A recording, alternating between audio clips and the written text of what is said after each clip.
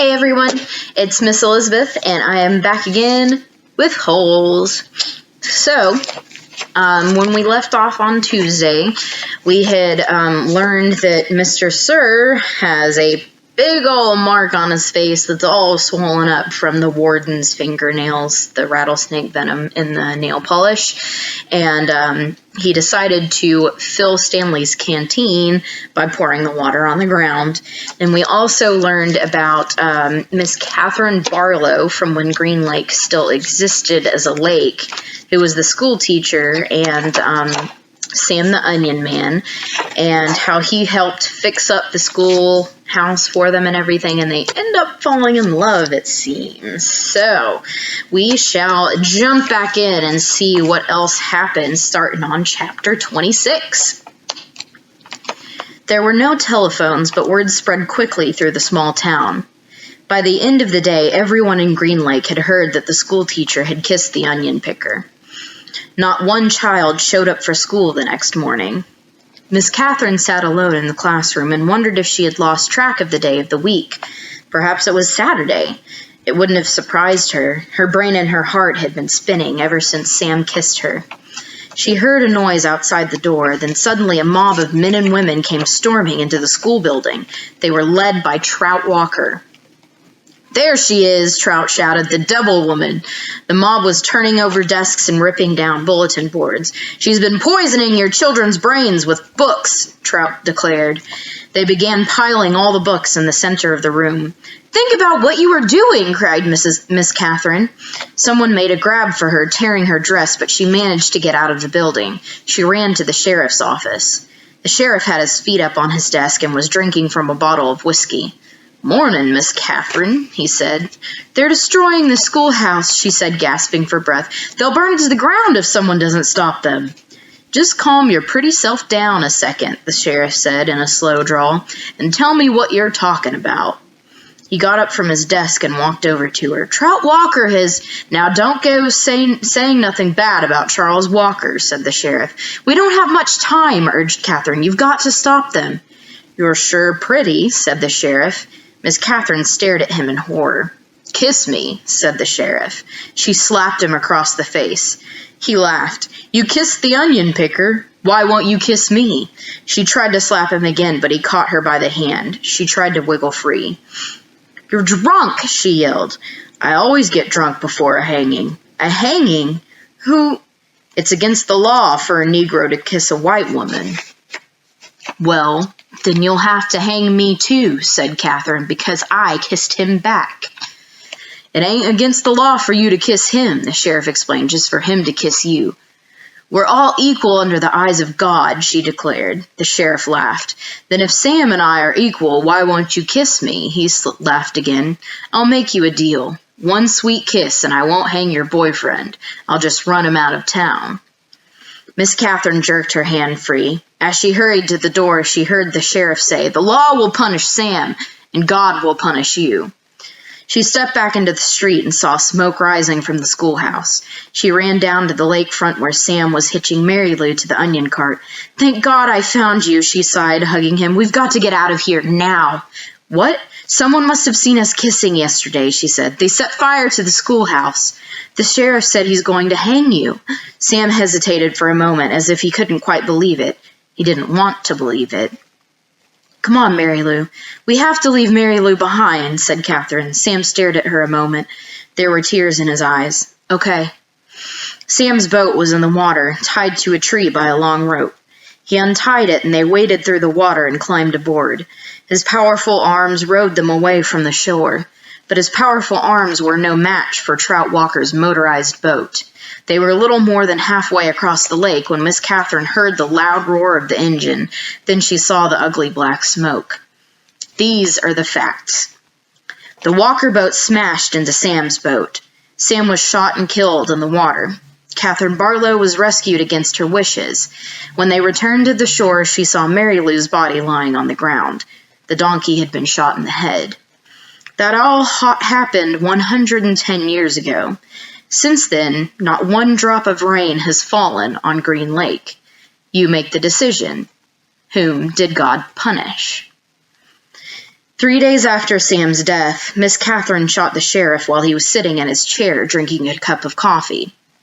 Then she carefully applied a fresh coat of red lipstick and gave him the kiss he had been asking for. For the next 20 years, Kissin' Kate Barlow was one of the most feared outlaws in all the West. 27. Stanley dug his shovel into the ground. His hole was about 3.5 feet deep in the center. He grunted as he pried up some dirt, then flung it off to the side. The sun was almost directly overhead. He glanced at his canteen lying beside his hole. He knew it was half full, but he didn't take a drink just yet. He had to drink sparingly because he didn't know who would be driving the water truck the next time it came. 3 days had passed since the warden had scratched Mr. Sir. Every time Mr. Sir delivered water, he poured Stanley straight onto the ground. Fortunately, Mr. Pendanski delivered the water more often than Mr. Sir. Mr. Pendanski was obviously aware of what Mr. Sir was doing because he always gave Stanley a little extra. He'd fill Stanley's canteen, then let Stanley take a long drink, then top it off for him. It helped, too, that Zero was digging some of Stanley's hole for him. Although, as Stanley had expected, the other boys didn't like to see Stanley sitting around while they were working. They'd say things like, "Who died and made you king?" or "It must be nice to have your own personal slave." When he tried pointing out that he was the one who took the blame for the sunflower seeds, the other boys said it was his fault because he was the one who spilled them. "I risked my life for those seeds," Magnet had said, "and all I got was one lousy handful." Stanley had also tried to explain that he needed to save his energy so he could teach Zero how to read, but the other boys just mocked him. "Same old story, ain't it, Armpit?" X-Ray had said. "The white boy sits around while the black boy does all the work. Ain't that right, Caveman?" "No, that's not right," Stanley replied. "No, it ain't," X-Ray agreed. "It ain't right at all." Stanley dug out another shovelful of dirt. He knew X-Ray wouldn't have been talking like that if he was the one teaching Zero to read. Then X-Ray would be talking about how important it was that he got his rest, right? So he could be a better teacher, right? And that was true. He did need to save his strength so he could be a better teacher, although Zero was a quick learner. Sometimes, in fact, Stanley hoped the warden was watching them with her secret cameras and microphones so she'd know that Zero wasn't as stupid as everyone thought. From across the lake, he could see the approaching dust cloud. He took a drink from his canteen, then waited to see who was driving the truck. The swelling on Mr. Sir's face had gone down, but it was still a little puffy. There had been 3 scratch marks down his cheek. 2 of the marks had faded, but the middle scratch must have been the deepest because it still remained. It was a jagged purple line running from below his eye to below his mouth, like a tattoo of a scar. Stanley waited in line, then handed him his canteen. Mr. Sir held it up to his ear and shook it. He smiled at the swishing sound. Stanley hoped he wouldn't dump it out. To his surprise, Mr. Sir held the canteen under the stream of water and filled it. "Wait here," he said. Still holding Stanley's canteen, Mr. Sir walked past him, then went around the side of the truck and into the cab where he couldn't be seen. "What's he doing in there?" asked Zero. "I wish I knew," said Stanley. A short while later, Mr. Sir came out of the truck and handed Stanley his canteen. It was still full. "Thank you, Mr. Sir." Mr. Sir smiled at him. "What are you waiting for?" he asked. "Drink up." He popped some sunflower seeds into his mouth, chewed, and spit out the shells. Stanley was afraid to drink it. He hated to think what kind of vile substance Mr. Sir might have put in it. He brought the canteen back to his hole. For a long time, he left it beside his hole as he continued to dig. Then, when he was so thirsty that he could hardly stand it anymore, he unscrewed the cap, turned the canteen over, and poured it all out onto the dirt. He was afraid that if he'd waited another second, he might have taken a drink. After Stanley taught Zero the final 6 letters of the alphabet, he taught him to write his name. Capital Z, E, R, O. Zero wrote the letters as Stanley said them. "Zero," he said, looking at his piece of paper. His smile was too big for his face. Stanley watched him write it over and over again. 0, 0, 0, 0, 0, 0, 0. In a way, it made him sad. He still couldn't help but think that 100 times 0 was still nothing. You know, that's not my real name, Zero said as they headed to the rec room for dinner. Well, yeah, Stanley said. I guess I knew that. He had never really been sure. Everyone's always called me Zero, even before I came here. Oh, okay. My real name is Hector. Hector, Stanley repeated. Hector Zeroni. Chapter 28. After 20 years, Kate Barlow returned to Green Lake.